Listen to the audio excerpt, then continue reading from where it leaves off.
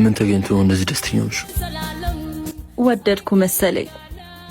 ማለት እንደዚህ ብዬ ብነግረው የሚጠላኝ ይመስላል? በእናትህ ባለፈው ያልኩህ ልጅ ወደድኩት መሰለኝ። እሱም ወዶሽ ይሆናል። አንቺን አለመውደድ እኮ አይቻልም። እና እያወራችሁ? አዎ፣ እሱ ግን ይውደደኛ አላወቅኩም። እኔ ግን ስለሱ ብቻ ማሰብ ሆኗል ስራዬ።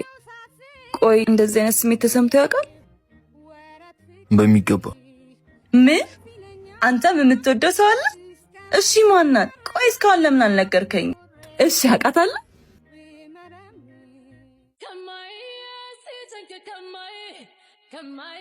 አይ አታውቂያት። እሷ የራሷ ዓለም ያላት ሴት ናት።